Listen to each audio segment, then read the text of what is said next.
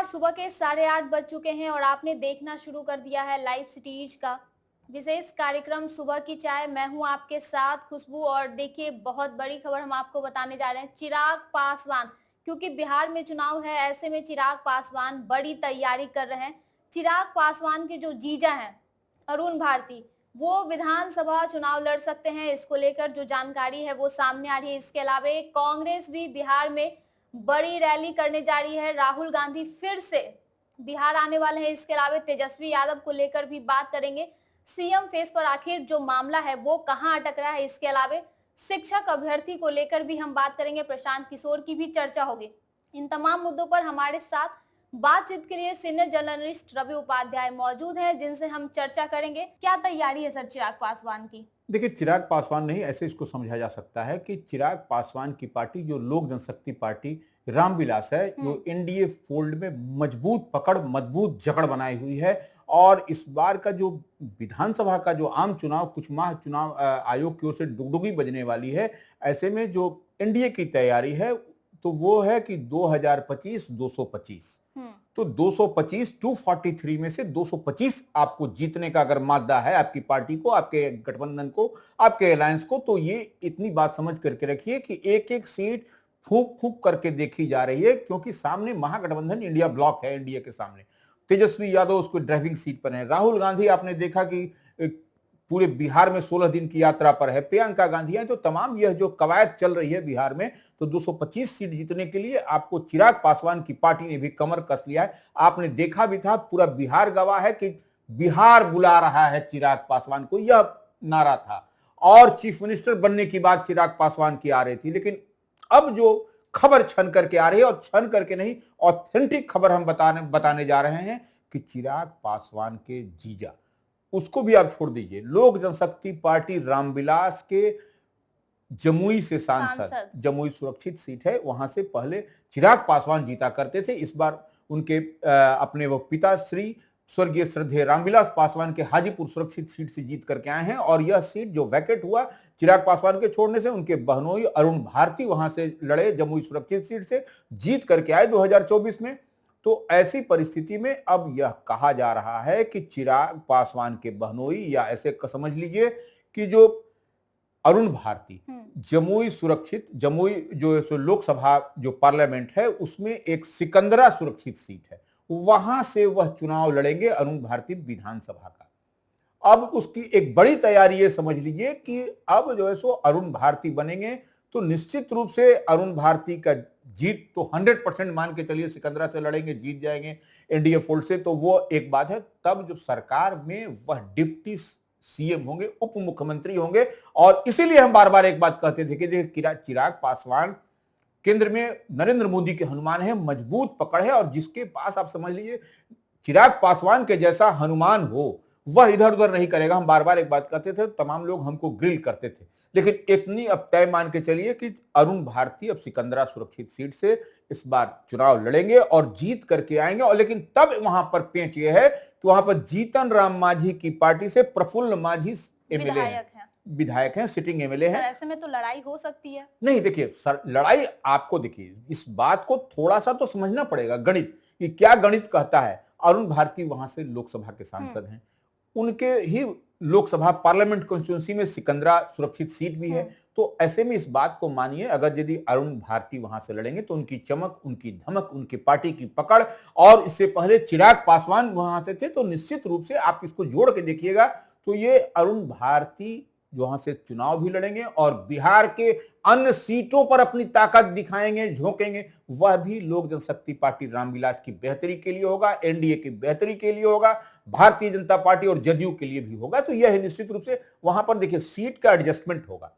अगर अरुण भारती सिकंदरा सुरक्षित से लड़ते हैं असेंबली का, तो वो उस सीट को अदला बदली इधर से उधर होगा, दूसरी जगह किया जाएगा। यह तरीका भी है। आप देखिए, किसी चीज सीट के लिए रार नहीं कर सकते। और चिराग पासवान की पार्टी, चिराग पासवान ने लोकसभा में जो स्ट्राइक दिया है वह किसी से छिपी हुई बात नहीं है। ऐसे तो कहा यह भी जाता है कि जीतन राम मांझी ने भी स्ट्राइक दिया, एक सीट पर लड़े, एक सीट जीत के आ गए, वह दैट इज डिफरेंट। बट इतनी बात समझ करके रखिए, अरुण भारती लड़ेंगे तो निश्चित रूप से वह सीट उनके पाले में रहेगी। और डिप्टी सीएम का पद भी निश्चित रूप से वह तो भाई, आपको सामाजिक समीकरण को साधना है। सामाजिक समीकरण को जब एनडीए की गवर्नमेंट बनेगी बिहार में, तो वो आपको अरुण भारती डिप्टी सीएम होंगे, उसमें कहां दिक्कत है। और चिराग पासवान तो कह रहे हैं कि इस बार वैकेंसी किसी की नहीं है, इस बार नीतीश कुमार ही मुख्यमंत्री होंगे, तो वो निश्चित रूप से अरुण भारती की एंट्री है, अरुण भारती डिप्टी सीएम होंगे। इसमें कोई इफ बट किंतु परंतु कतई नहीं दिखाई पड़ रहा है हमको। तो यानी कि अरुण भारती जो है वो विधानसभा चुनाव लड़ेंगे, बात आगे करेंगे। कांग्रेस को लेकर बिहार में बड़ी रैली होने वाली है, राहुल गांधी सर फिर से बिहार आ रहे हैं।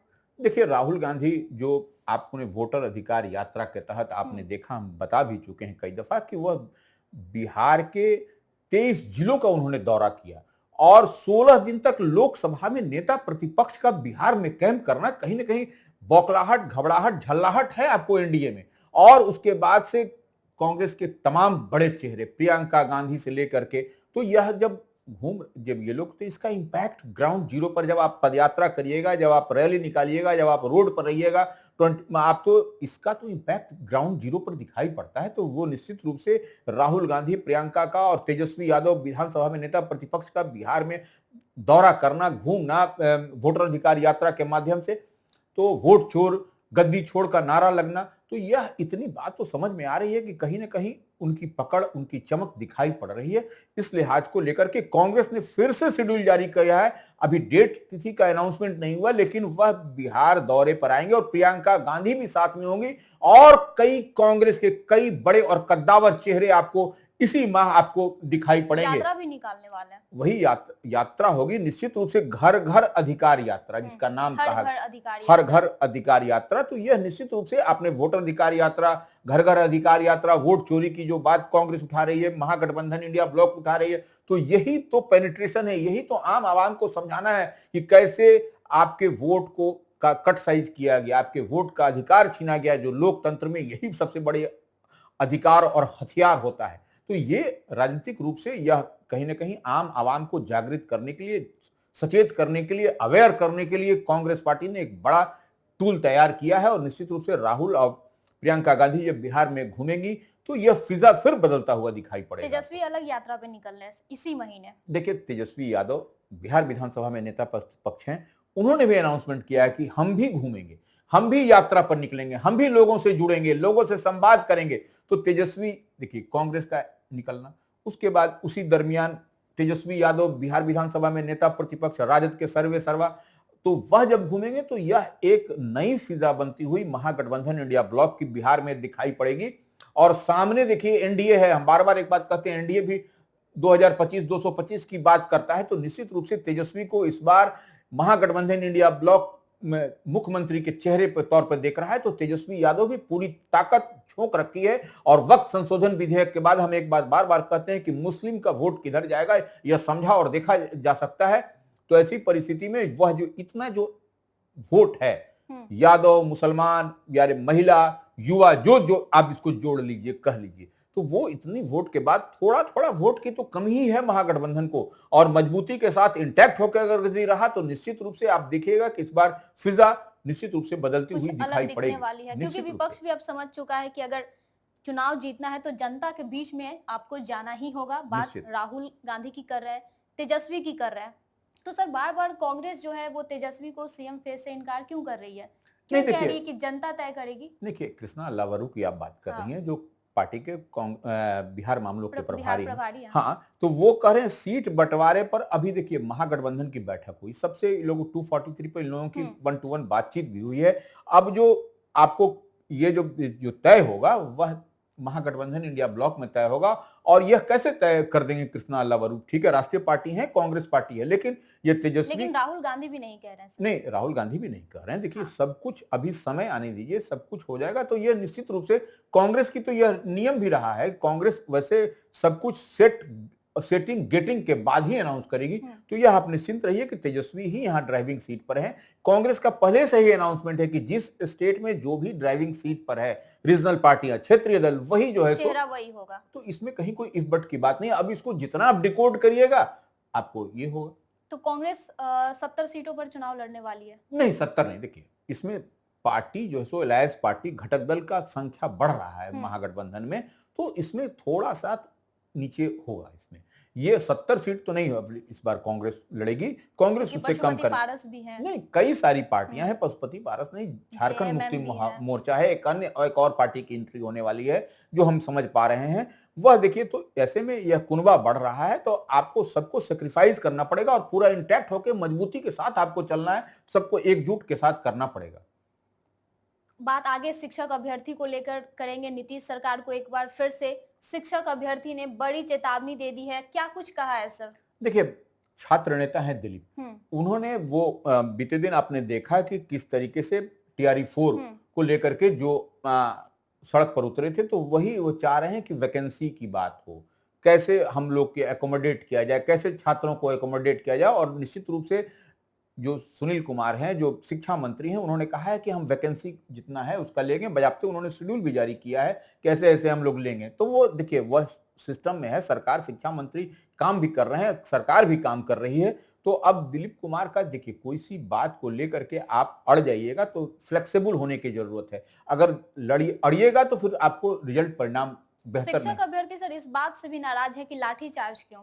देखिए, लाठीचार्ज वो मांग ही तो कर रहे हैं। नहीं, लाठीचार्ज देखिए वह ठीक है, निश्चित रूप से लाठीचार्ज नहीं होना चाहिए वाटर कैनन का, लेकिन कुछ तो कुछ आपको भी देखिए, सेल्फ डिफेंस में पुलिस कुछ इस तरीके से करती है, तो थोड़ा सा छात्रों को भी समझना पड़ेगा कि आप जो है सो प्रतिबंधित क्षेत्र में घुस रहे हैं, किसी एरिया में चले जा रहे हैं, तो इसको थोड़ा सा स्पेस दीजिए, थोड़ा सा समझिए। आप भी एक सभ्य नागरिक हैं, सब माने पढ़े लिखे लोग हैं, तो इस थोड़ा सा स्पेस दीजिए और समझिए सरकार आपके साथ में है, इतनी बात उनकी तय मांग मानते तो सर ऐसे भी पूरी नहीं होने वाली है, जो मांग कर रहे हैं सीटों को लेकर कि ऐसे 25,000 है, वो 1.5 लाख कुछ मांग कर रहे हैं, 1.2 लाख। देखिए, सवाल जो सीट की वैकेंसी की बात हो रही है, बीपीएससी से इसको कराना है। हाँ। वह डिमांड किया गया है, सरकार लगी हुई है, शिक्षा विभाग मांग कर लेकिन रही। शिक्षा मंत्री ने तो मना कर दिया है कि हमारे पास जितनी सीटें हैं, नहीं, इंस्टॉलमेंट करके होगा हाँ, ना, पहले इतना, टीआरई हाँ 5 भी होगा, हाँ, टीआरई 6 भी बिल्कुल होगा। बिल्कुल, तो टीआरई 4 होगा, टीआरई 5 होगा, तो पहले टीआरई 4 की तैयारी कर रही है सरकार, वो उसमें कितना वैकेंसी है पहले हम ले लेंगे, उसके बाद फिर हम टीआरई 5 करेंगे, तो इतनी बात तो समझनी पड़ेगी ना। अब बात जनसुराज के संस्थापक प्रशांत किशोर को लेकर भी होगी। बिहार चुनाव से पहले उन्होंने फिर से एक बड़ा ऐलान कर दिया है बिहार के लोगों के लिए। देखिए, प्रशांत किशोर निश्चित रूप से वह चुनावी रणनीतिकार तो थे ही, सब कुछ समझते हैं और वह ऐसे नब्ज को पकड़ते हैं जो कि आम आवाम को पेनिट्रेट करता है। इस बात को समझना पड़ेगा। जनसुराज के उन्होंने क्या किया, प्रशांत किशोर ने किया जनसुराज ऑटो एवं ई रिक्शा चालक महासंघ का बनाया है, और उसमें कहा है बिहार के ऑटो एवं ई रिक्शा चालकों के लिए 4 प्रमुख प्रयास उनकी पार्टी की ओर से, जनसुराज की ओर से। अब देखिए, सरकार बनने से पहले और सरकार बनने के बाद, ये दो बात पूरी क्लैरिटी से समझना पड़ेगा। बिहार के 1 लाख ऑटो और ई रिक्शा चालकों का संगठन तैयार किया गया है, जिसका नाम है जनसुराज ऑटो एवं ई रिक्शा चालक महासंघ। अब इसमें देखिए, वो तैयार किया गया 1 लाख, उसमें है कि संघ के सभी सदस्यों को 5 लाख रुपए का दुर्घटना बीमा उपलब्ध कराया जा रहा है। 5 लाख तक का, इतनी बात समझ लीजिए, 5 लाख रुपीस का आपको एक्सीडेंटल जो है सो पॉलिसी करा दिया जाएगा, और ये होगा सरकार बनने से पहले। ये समझ ले, सरकार बनेगी भी नहीं, नहीं, सरकार बनने से पहले होगा, यही हम बात समझाना चाह रहे हैं व्यूअर्स को। सरकार बनने से पहले अब तक कोई भी ऑटो और ई रिक्शा चालक पर किसी ने ध्यान नहीं दिया था। जनसुराज के संस्थापक सूत्रधार जो समझ लीजिए प्रशांत किशोर ने किया, और ये उसका बीमा उपलब्ध कराने की बात कर रहे हैं, और वो हो भी रहा है। दूसरा, सरकार बनने के बाद क्या होगा कि ऑटो और ई रिक्शा वाहनों की ईएमआई, जो मंथली किस्त जो आप लोन पर लेके खरीदे हैं, उसमें 4% का सहयोग राशि दिया जाएगा सरकार की तरफ से, जब सरकार जनसुराज की बन जाएगी तब।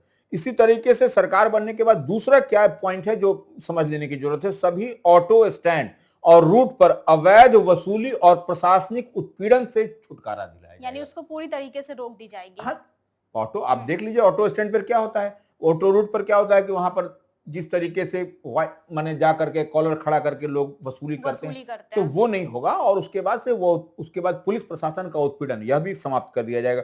और देखिए, सबसे बड़ी बात क्या है, तमाम जगहों पर उनका यह चल रहा है, दुर्घटना बीमा शिविर के माध्यम से विभिन्न ऑटो स्टैंड पर बीमा के लिए आपको पंजीकरण रजिस्ट्रेशन का काम शुरू हो चुका है। अब उसमें कहा भी गया, देखिए, चालक का सिर्फ आधार कार्ड चाहिए, नंबर 1। अच्छा। चालक का ड्राइविंग लाइसेंस चाहिए, अगर ड्राइविंग लाइसेंस नहीं है तो भी 3 महीने के लिए आपको लाइसेंस जमा करना, आपको बनवा करके दे देना पड़ेगा, हो गया। फिर आपको तीसरा है चालक का पासपोर्ट साइज फोटो, ये हो गया। चौथा है कि नॉमिनी भी देखिए, अगर यदि दुर्घटना बीमा है तो नॉमिनी भी चाहिए। नॉमिनी में भी क्या है भाई, अपना फादर है, मदर है, माँ है, भाई है, जो उनका भी भी है, आप नाम दे सकते आधार हैं। कार्ड, उनका आधार कार्ड चाहिए। तो ये बड़ी बात, बड़ी पहल कौन सोचता था ऑटो रिक्शा चालक और ई रिक्शा चालक के लिए? तो ये प्रशांत किशोर ने सोचा है, बेहतरी के लिए सोच रहा है। और इससे पहले आपने देखा कि पीएलसी निकाला, पारिवारिक लाभ कार्ड, 20,000 रुपए की बात की कि सरकार बनने के बाद ये निश्चित रूप से बेहतरी है प्रशांत किशोर के लिए। तो प्रशांत किशोर ने ऑटो चालकों के लिए एक बड़ी पहल कर दी है। तो अभी तक आपने हमारे चैनल को सब्सक्राइब नहीं किया है तो सब्सक्राइब कर लीजिए, साथ ही फेसबुक पेज को भी लाइक कर लीजिए। वीडियो देखने के लिए शुक्रिया।